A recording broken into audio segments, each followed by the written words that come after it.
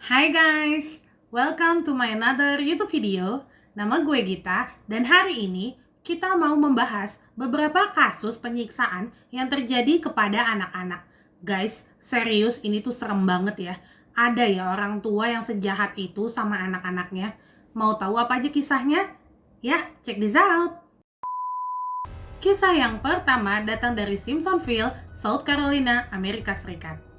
Jerry Austin Robinson adalah seorang pria biasa yang berusia 34 tahun. Jerry sudah menikah dengan seorang wanita yang bernama Ariel Robinson yang berusia 29 tahun. Sang istri, Ariel Robinson, sepertinya lumayan terkenal ya guys di Amerika Serikat. Ariel terkenal karena berhasil memenangkan kompetisi di sebuah reality show masak-memasak yang bernama Worst Cook in America season yang ke-20 di Food Network. Ariel sebelumnya pernah bekerja sebagai seorang guru SMP di Sanders Middle School di Lawrence County. Dan saat ini, dia diketahui merupakan seorang stand-up komedi, pembawa acara radio, bahkan Ariel juga memiliki podcast bersama dengan suaminya. Pasangan Robinson ini sudah punya 2 anak laki-laki ya guys sebelumnya. Dan pada bulan Desember tahun 2019, pasangan ini akhirnya mengadopsi 3 orang anak. 2 orang anak laki-laki dan 1 orang anak perempuan. Anak yang perempuan bernama Victoria Rose Smith. Victoria, atau yang lebih sering dipanggil dengan nama Tori, baru aja berusia 3 tahun. Sumpah ya guys, menurut gue anak ini tuh lucu banget. Cantik pula. Beruntung sih seharusnya keluarga Robinson ini bisa mendapatkan si Tori di keluarga mereka. Kehidupan serta kegiatan Ari Robinson sebagai seorang komikus dan sebagai seorang ibu dari 5 orang anak sering dia posting ke berbagai sosial media yang dia punya, seperti Facebook, Instagram, dan YouTube. Kalau di sosial media, Ariel itu seperti ibu yang sempurna ya buat anak-anaknya. Tapi ternyata Ariel ini pernah ngomong di podcastnya kalau dia sedang berjuang melawan depresi yang sedang dia derita. Pada tanggal 14 Januari tahun 2021, Tori ditemukan tidak sadarkan diri di rumahnya. Sang ayah Jerry Robinson telepon ke 911 untuk meminta pertolongan. Pada jam 14.30 waktu setempat, akhirnya ambulans pun datang membawa Tori ke rumah sakit terdekat. Sayangnya nyawa Tori tidak dapat diselamatkan lagi, dan Tori dinyatakan meninggal pada hari itu juga. Polisi sebenarnya udah curiga ya guys sama pasangan Robinson ini. Akhirnya polisi fokus untuk menyelidiki mereka lebih lanjut. Mereka berdua diinterogasi oleh polisi sampai-sampai tubuh dari Tori pun juga ikut diautopsi. Petugas autopsi itu kaget ya guys melihat banyaknya luka yang ada di dalam tubuhnya si Tori ini. Polisi menyimpulkan bahwa kematian Tori diakibatkan adanya luka di kepalanya dari sebuah benda tumpul dan kemungkinan Tori ini dipukul sampai mati. Ternyata Tori nggak cuma dibunuh ya guys. Berdasarkan luka-luka yang ditemukan di tubuh Tori, ternyata anak sekecil itu juga merupakan korban pelecehan seksual. Berdasarkan semua hal tersebut, akhirnya polisi ini makin yakin kalau pelakunya adalah kedua orang tua angkatnya, yaitu Jerry dan Ari Robinson. Pada tanggal 19 Januari tahun 2021, akhirnya polisi berhasil menangkap pasangan gila ini. Keduanya dituntut atas kasus pelecehan dan kekerasan yang mengakibatkan pembunuhan terhadap anak angkatnya, Tori Smith. Kemungkinan hukuman yang akan mereka dapatkan adalah penjara selama 20 tahun sampai dengan seumur hidup. Saat ini, mereka ditahan di Greenfield County Detention Center sampai dengan persidangan lebih lanjut. Setelah pasangan ini ditangkap, mulai banyaklah muncul kembali video-video atau foto-foto yang pernah Ariel posting di sosial medianya. Ariel selalu posting di semua sosmednya dia tentang kebenciannya terhadap ras kulit putih. Dia juga benci terhadap Presiden Amerika pada saat itu dan macam-macam hal rasis lainnya. Di dalam podcastnya, Ariel Robinson pernah berkata, kalau saya tidak pernah ingin melukai orang lain, tapi kadang-kadang saya ingin melakukannya. Pernah juga ada sebuah video ketika dia sedang melakukan stand-up komedi pada tahun 2019. Dia mengatakan kalau pada suatu hari ada petugas sosial datang ke rumahnya. Nah, anak-anak kandung dari Ariel ini ribut terus ya guys. Sampai akhirnya Ariel ini berteriak kencang ke anak-anaknya ini dan mengatakan, "Diam sebelum saya naik ke atas dan memukul tenggorokanmu." So I turn around, yell upstairs, "Shut up! I come in there and punch you in your Masih di dalam video tersebut, Ariel ini ketawa-ketawa dong guys, sambil bilang, dan kami mendapatkan persetujuan untuk mengadopsi Tori dan kedua kakak laki-lakinya. Biasa guys, salah satu prosedur adopsi adalah petugas sosial datang ke rumah calon orang tua angkat. Dilihatlah semuanya, dilihat finansialnya, dilihat juga kelakuan keluarga itu bagaimana, apakah mereka bisa membesarkan anak adopsi ini dengan baik nantinya atau tidak. Keluarga asli Tori sangat menyayangkan semua kejadian ini. Stacey Paris adalah bibi kandung dari Tori yang merupakan ibu angkatnya sebelum akhirnya Tori diadopsi oleh keluarga lain. Stacey menggambarkan Tori sebagai anak yang ceria dan memiliki senyum yang sangat menawan. Stacey mengatakan terakhir kali dia bertemu dengan Tori dan kakak-kakaknya pada bulan Februari tahun 2020, sebelum akhirnya mereka meninggalkan rumah Stacey. Stacey merasa sangat kecewa kepada layanan Departemen Sosial bagian kesejahteraan anak. Stacey mempertanyakan kenapa agensi mengabaikan masalah kesehatan Ari Robinson. Seperti yang tadi sempat gue bilang di awal, kalau Ari Robinson memiliki depresi dan masalah emosional lainnya. Kenapa pihak petugas sosial meloloskan persyaratan adopsi Tori? Apakah karena Ari Robinson adalah salah satu selebriti yang sedang naik daun? Semuanya itu masih jadi misteri ya guys. Kita doakan aja, semoga nggak ada lagi korban-korban kekerasan seperti Tori Smith ini. Rest in peace anak cantik. Next, ada sebuah kasus dari kota Alabama, Amerika Serikat. Kasus kekerasan masih saja terjadi di kalangan anak-anak yang dilakukan oleh orang tuanya sendiri. Anak-anak yang kurang beruntung tersebut mungkin salah satunya adalah anak dari keluarga Lesser. Michael Lesser dan Lisa Mary Lesser adalah pasangan suami istri yang tinggal di Falkville, Morgan County, Alabama, Amerika Serikat. Mereka berdua dilaporkan telah melakukan pelecehan seksual terhadap kedua anaknya selama bertahun-tahun.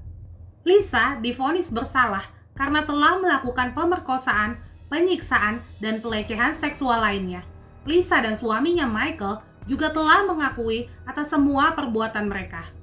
Setelah melewati lebih dari 10 tahun atas tindakan keji kedua pasangan ini kepada putri-putrinya, akhirnya pada tanggal 2 November tahun 2020, keputusan hakim dari pengadilan Morgan County menjatuhkan hukuman kepada Lisa Lesser, hukuman penjara selama 723 tahun, dan hukuman terhadap Michael Lesser suaminya adalah sebanyak 438 tahun penjara.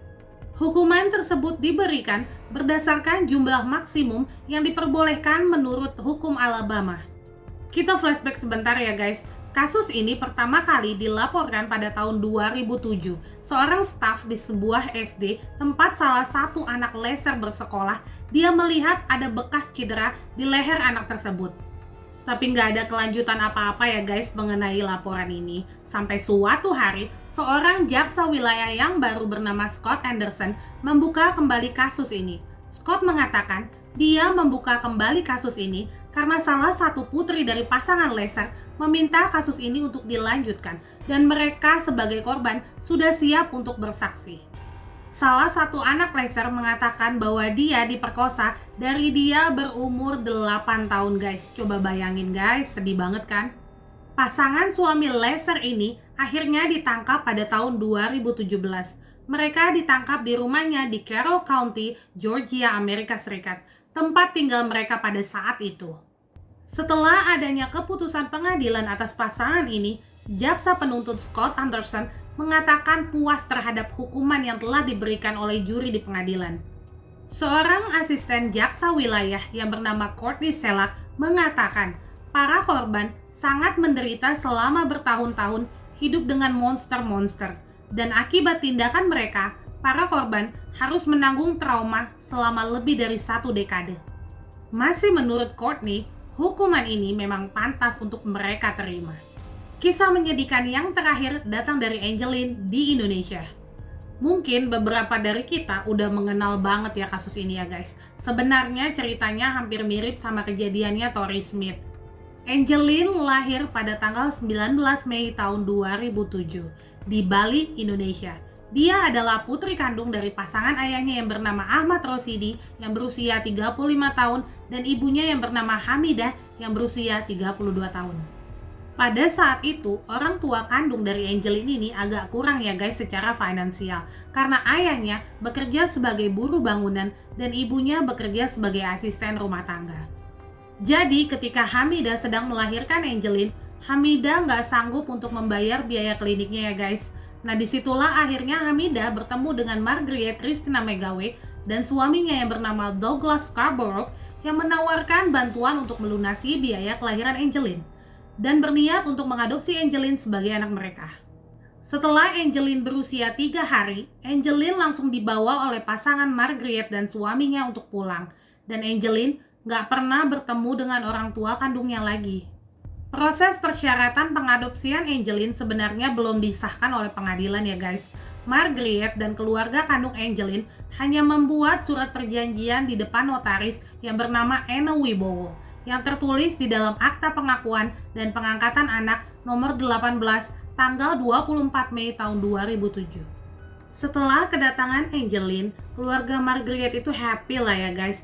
Angelin ini diperlakukan sama dengan kakaknya. Sekedar info ya guys, Margaret sudah memiliki 2 orang putri dari pernikahan terdahulunya. Putri pertamanya bernama Yvonne Caroline McGawe yang berusia 43 tahun dan putri keduanya bernama Christina Telly McGawe yang berusia 34 tahun. Douglas, suami Margaret, sangat menyayangi Angelin. Namun sayangnya pada tanggal 17 September tahun 2008, Douglas meninggal dunia dan hal ini membuat Margaret sangat terpukul. Setelah kematian suaminya ini, Margaret berubah guys, menjadi seseorang yang sangat temperamen dan akhirnya hidup Angelin pun juga berubah guys. Margaret kayak bodo amat gitu sama Angelin, bahkan Margaret cenderung suka menyiksa Angelin. Angelin harus mendapatkan penyiksaan secara fisik maupun mental. Bayangin aja ya guys, dia tinggal di antara kandang ayam milik Margaret. Angelin juga harus mencuci baju, merapikan rumah, bahkan dia harus memberi makan binatang-binatang peliharaan Margaret. Kalau Angelin ini ada lupa atau skip gitu salah satu kerjaan itu, Angelin ini langsung dipukulin sama si Margaret. Kasus ini muncul pertama kali melalui Facebook ya guys. Christine, salah satu kakak Angelin yang saat itu sedang berkuliah di Amerika, memposting sebuah selebaran tentang hilangnya Angelin. Ternyata beberapa hari kemudian mulai viral deh tuh media memberitakan kehilangan Angelin ini. Yvonne, kakak Angelin yang lain, melaporkan kejadian ini akhirnya ke polisi. Angelin hilang saat dia bermain di depan rumahnya sekitar pukul 15 waktu setempat. Semua hal udah polisi lakukan untuk mencari keberadaan Angelin, kayak mengamati CCTV di sekitaran lokasi terakhirnya Angelin, menganalisis ponsel milik keluarga, sampai-sampai nih guys, polisi ini datang ke Banyuwangi, tempat orang tua kandung Angelin saat itu tinggal. Karena udah dicari berhari-hari itu nggak ketemu-ketemu juga, akhirnya polisi curiga nih, sebenarnya Angelin itu bukan hilang karena diculik atau apa, tapi mungkin karena dibunuh. Sampai pada tanggal 10 Juni tahun 2015, akhirnya Angelin ditemukan sudah meninggal terkubur di belakang rumah. Dari hasil autopsi, Angelin diketahui sudah meninggal sejak 3 minggu yang lalu. Dan di tubuhnya ditemukan banyak sekali luka-luka memar, di lehernya juga ditemukan bekas lilitan tali gitu guys. Dapat dipastikan oleh polisi bahwa Angelin meninggal karena pendarahan pada otak dari sebuah benda yang tumpul. Setelah tubuh Angelin ditemukan, diperiksalah 7 orang yang terkait dengan rumah tersebut. Ada Margaret, ada kedua putrinya, ada pembantunya yang bernama Agustai, ada security rumah yang bernama Dewa Ketutraka, serta ada 2 orang pasang suami istri yang kebetulan mengontrak di rumah Margaret bernama Rahmat Handono dan Susiani. Agustai mengaku kepada polisi bahwa memang dialah yang telah memperkosa dan membunuh Angelin pada tanggal 16 Mei tahun 2015 dan menguburkannya di halaman belakang rumah Margaret pada malam hari. Setelah polisi menyelidiki lebih lanjut lagi dan ditemukanlah banyak bukti-bukti pendukung, pada tanggal 28 Juni tahun 2015, Margaret akhirnya dinyatakan juga sebagai otak pembunuhan Angelin dan Agustai hanya sebagai pengeksekusi dan membantu menguburkan mayat Angelin. Proses pengadilannya itu berjalan cukup alot ya guys. Menurut jaksa penuntut, Margaret berulang kali memukul wajahnya si Angeline dengan tangannya sehingga hidung dan telinga Angeline itu mengeluarkan darah. Margaret bahkan menyuruh Augustine untuk menyundutkan rokok ke tubuh Angeline. Tapi Margaret menolak semua tuntutan jaksa itu. Dia mengatakan kalau dia ini sangat menyayangi Angeline seperti anak kandungnya sendiri. Augustine akhirnya divonis 12 tahun penjara dan denda 1 miliar rupiah. Sedangkan Margaret harus mendekam di penjara seumur hidupnya. Margaret sempat beberapa kali mengajukan banding loh guys. Bahkan udah sampai ke tingkat Mahkamah Agung. Tapi ya keputusannya udah bulat bahwa Margaret harus menerima hukuman seumur hidupnya di penjara. Demikian guys cerita kita untuk hari ini. Semoga ya guys nggak ada lagi anak-anak yang menjadi korban dalam kekerasan rumah tangga. Terima kasih banyak buat kalian semua yang udah nonton video gue dari awal sampai akhir. Jangan lupa untuk selalu support channel YouTube gue dengan cara like, comment, subscribe, dan share ke teman-teman kamu. Bye!